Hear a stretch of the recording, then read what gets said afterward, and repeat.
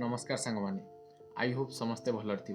तो सांगमाने आम जीकेजीएस जो सिलेक्शन सीरीज स्टार्ट करते तार क्लास नंबर 10 आज मुझे आशा करी समस्त क्लास गुड़ करूँ भल भाव रिवाइज करूँ कारण आपण मान समय पाखे खूब कम समय अच्छे एग्जाम एसएससीडी एग्जाम दी मसे भावतुनि 2 मास 3 मास बोली बहुत जल्दी पलैब आपण मैंने पाठ पढ़ार लगी जातु।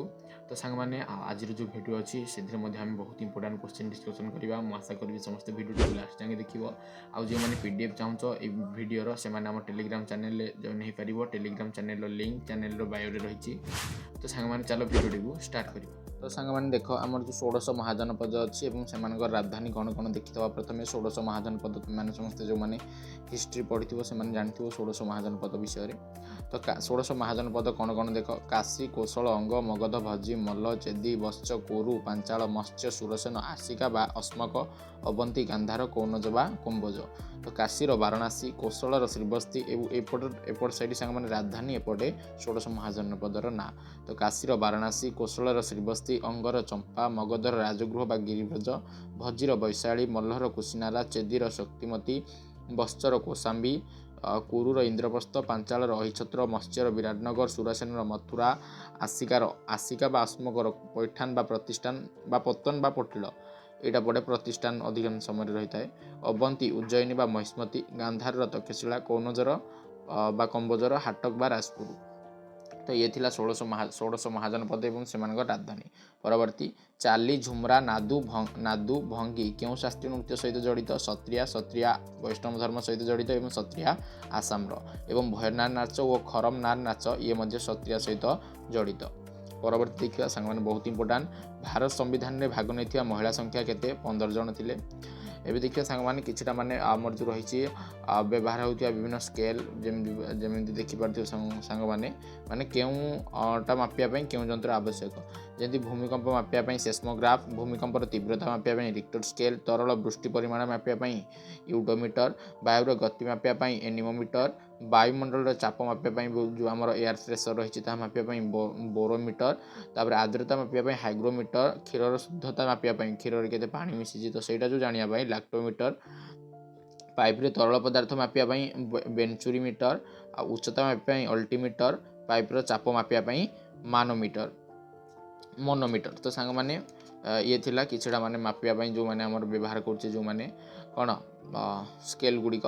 तापर परवर्ती देखिए सांग माने कौन रही देखु भारत सह केउं देशर लिपुलेख लिम्पियाधुरा और कलापाणी क्षेत्र को नहीं माने विवाद देखा जाइए से हूँ नेपाल। परवर्ती 1929 14 वर्ष 18 वर्ष बयस कम बयसर झील को विवाह पर रोक लगा जाइए अधिनियम से हूँ शारदा अधिनियम। किछटा अधिनियम देखीद सांग मैंने पिट्स इंडिया एक्ट बहुत इंपोर्टाट एतिक सब इंपोर्टाट। पिट्स इंडिया एक्ट केते मसीह आसला 1784 वर्नाकुलर प्रेस एक्ट केते मसीह आसला 1878 बाल विवाह निरोधक अधिनियम केते मसीह आसला 1929 सती विवाह उच्छेद प्रथा 1829 राजा राममोहन रॉय द्वारा आसला सतीदाह उच्छेद प्रथा बहुत इंपोर्टाट। जूरी बिल 1826 मसीह आसला इलबर्ट बिल 1883 मसीह आसला। परवर्ती न्यूलैंड्स को अष्टक नियम अनुसार लिथियम और सोडियम गुण सामान अटे। लिथियम परमाणु संख्या 3 नंबर समस्त सांग मैंने पीरियडिक टेबल मन रखा चेष्टा कर। परवर्ती पश्चिम एशिया देश कुवेत प्रथम थर पर हिंदी में रेडियो प्रसारण करथिला। तो पश्चिम एशियार क्यों देश जे कि प्रथम थर हिंदी में रेडियो प्रसारण करथिला कुवेत।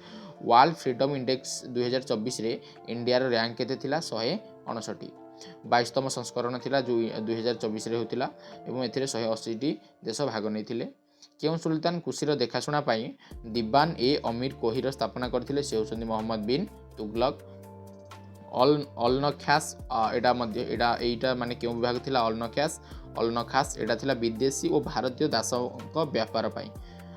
परवर्ती दीवाने खेरात एटा थिला मुस्लिम अनाथ स्त्री मानक पई गोटे विभाग जे कि मोहम्मद बिन तुगलक समय। परवर्ती देखिए सांग माने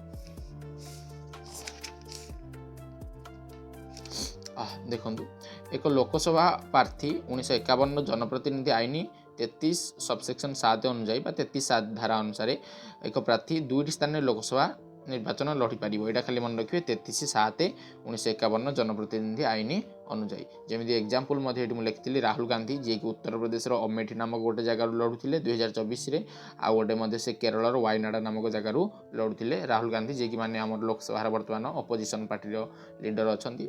ତ ସ୍ୱର୍ଣ୍ଣ ଜୟନ୍ତୀ ଗ୍ରାମ୍ୟ ସ୍ୱରୋଜଗାର ଯୋଜନା କେତେ ମସିହାରେ ଆସିଥିଲା? 1999ରେ ଆସିଥିଲା। କୃଷି ଓ ପଶୁପାଳନର ସଂଗଠନ ଆର୍ଟିକିଲ୍ ସମ୍ବିଧାନ 48, ସଂସଦର ସଦସ୍ୟଙ୍କ ଯୋଗ୍ୟତା ଧାରା 84, ସଭାପତି ଏବଂ ଉପସଭାପତିଙ୍କ, ଏଇଟା ସାଙ୍ଗମାନେ ବୁଝେଇ ଦେଉଛି, ଯେତେବେଳେ କୌଣସି ଲିଡର ଥିବ ସଭାପତି କି ଉପସଭାପତି, ସେତେବେଳେ ମାନେ ତାଙ୍କ ବିରୁଦ୍ଧରେ ଯଦି କୌଣସି କେସ୍ ଚାଲିଥିବ ସେତେବେଳେ ସେ ସଭାପତି ଉପସଭାପତି ପଦରେ ଥାଇକି ଅଧ୍ୟକ୍ଷତା କରିପାରିବେ ନାହିଁ, ଯେତେବେଳେ ତାଙ୍କ ବିଷୟରେ ଗୋଟେ କେସ୍ଟେ ଚାଲିଥିବ। ତ ସେଇଟା ଆମ ଧାରା 92ରେ ବର୍ଣ୍ଣନା ରହିଛି। ତ ସାଙ୍ଗମାନେ ଏହା ଥିଲା ଆଜିର କିଛିଟା ଇମ୍ପୋର୍ଟାଣ୍ଟ କ୍ୱେଶ୍ଚିନ୍। ଆଶା କରିବି ସମସ୍ତେ ଭଲ ଭାବରେ କ୍ଲାସ୍ଟିକୁ କରିବ। ତ ସାଙ୍ଗମାନେ ଆଜି ପାଇଁ ଏତିକି ରହୁଛି। ନମସ୍କାର।